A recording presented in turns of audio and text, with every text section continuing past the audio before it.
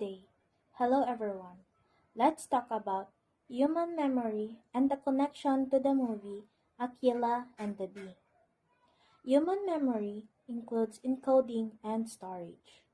Under encoding and storage are the geniuses, child prodigy, working memory, and visual and auditory memory. Those are the topics that my groupmates will talk about, including the connection to the movie related to Akeelah and the Bee. The movie is all about an 11-year-old smart girl who lives in a working-class neighborhood in South Los Angeles.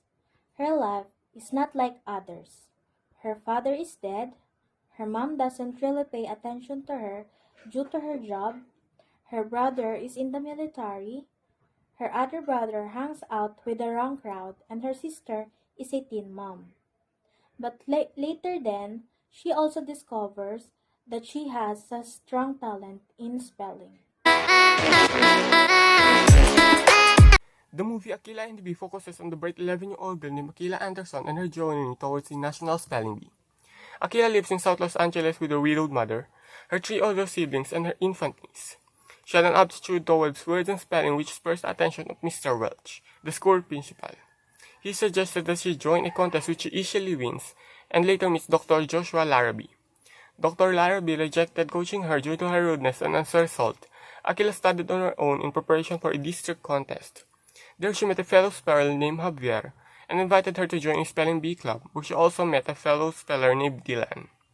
She participated in an upcoming contest without her mother's knowledge, and after a side discussion between her mother, Dr. Larrabee, and Mr. Welch, Akeelah, together with Dylan and Javier, advances through the National Spelling Bee. She had a lot of people helping her in preparation for the national competition. After the fair fight on the National Spelling Bee, only Dylan and Akeelah are the main contestants. They both intentionally attempt to misspell and lose, however, decided to have a fair competition. The two of them continued to spell every word that was given by the judges. Akeelah became the winner when she spelled the word pulchritude, the very same word that she misspelled at the start of the film. Definition of genius has never been precise. There is no exact scientific definition of genius. The idea that praise lacks a true meaning has emerged as a result of the term's erosion. However, while discussing genius, some psychologists have chosen to emphasize innovation and exceptional success. The brains of geniuses and average people differ in a few real physiological ways. Normally, the ratio of long to short cortex connection in the brain is equal. On the other hand, geniuses usually possess more of one or the other. Child prodigies are young persons who create significant accomplishments in a field at the level of an adult expert. Somewhat related to geniuses, prodigies do not necessarily have high IQs. The huge working memory abilities displayed by all of the prodigies examined allow them to store information in memory and use it to alter and analyze additional data. As we watch Akeelah and the Bee, Akeelah is a student who is good at spelling. Akeelah's intellectual ability for memorizing is what enables her to advance in the spelling bee. Everyone else in the movie learns or study in a different way, but Akeelah encodes words into her brain by reading and studying them, and every time she spells a word, she uses her hand like a metronome, cracking out the letters until she successfully reaches the syllables. Now let's talk about working memory. Working memory is one of the brain's executive functions. It's a skill that allows us to work with information without losing track of what we're doing. It is the brain system that provides for the temporary storage and manipulation of information that is necessary for complex cognitive tasks such as language comprehension, learning, and reasoning. It isn't just for short-term use. It can also help the brain organize new information for long-term storage. When people have trouble with working memory, the brain may store information in a jumbled way. Working memory plays an important role in the process of academic learning. This is because many academic tasks involves multiple steps with intermediate solutions. Memory, attention, and information processing speed are essential indicators of academic learning. For example, students can hold a set of numbers in short-term memory, but in order to repeat those numbers backwards, they need to manipulate the information. Working memory is widely thought to be one of the most important mental faculties, critical for cognitive abilities such as planning, problem-solving, and reasoning. Visual and auditory memory as one of the importance of a cognitive functioning and how that relate from our learning. And visual memory is the ability to recollect information from what we have seen. For example, remembering appearance of a building from what we have seen once. Or example is pag nakakita tayo ng isang word and can spell it out really well. And for visual memory, it is the fastest way to recall information because visual memory uses a small capacity for our brain process. While auditory memory, it needs a working memory because it is our ability to take information orally, out loud, able to take information from what we heard and retain it from our minds, then recall.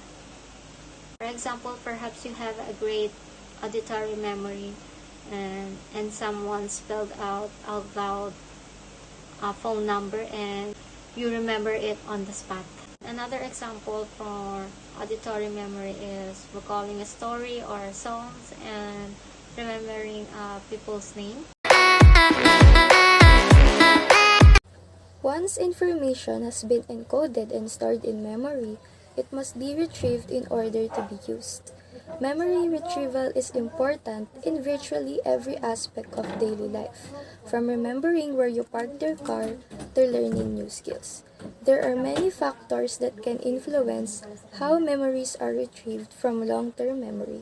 In order to fully understand this process, it is important to learn more about exactly what retrieval is, as well as the many factors that can impact how memories are retrieved. This is one of the main aspects of this topic that was displayed throughout the film. The frequent constant practice of her memorizing words or sounds or etc. for an excessive amount of time until it became of some use to her. While doing so, she increased her vocabulary, speech, and mind. This week's topic is all about human memory, encoding, and storage. And in this video, we will pick examples from the movie Akeelah and the Bee. But first, let's talk about our working memory. Working memory is the brain system that temporarily stores and manipulates information for complex cognitive tasks, like language comprehension, learning, and reasoning. Its role in learning is vital because it supports tasks that require active maintenance and simultaneous manipulation of information. For example, in the movie, Akeelah joined a spelling bee contest. For her to win the said contest, she needs working memory skills in order for her to remember the spelling of the words she reviewed. Another example of working memory in the movie, there are hard words to spell, but those hard words have their root words. So, in order for Akeelah to learn the spelling of the words easier, she had to learn to integrate those new words with the words that she already knew. It was assumed that the more you rehearse something, there's probability that it would be a long-term memory. In reality, information is stored in transient memory, which is lost unless attended to. Just like when Akeelah forgot the spelling of argillaceous, which she was sure she reviewed. Akeelah then recalled the spelling by attending to the memory of when she was still learning the word. Although the film is fictional, it isn't far from reality, as there are still a lot of young prodigies all over the world. As seen in the movie, Akeelah was seen having potential of being a child prodigy, and it was fortunate that it was discovered while she was young, as her young age is the perfect timing to undergo such coaching. For insight, most people can be trained, but not everyone is fit to be trained, as we naturally differ in intelligence or gifts. Some people are born with natural intelligence, and some people are born with the ability to be skilled when they are taught. Supervision, proper guidance, training with motivation, discipline, and drive can help a lot to enhance both natural intelligence and learned skills. Not everything works the same for everyone, as everyone is different from one another.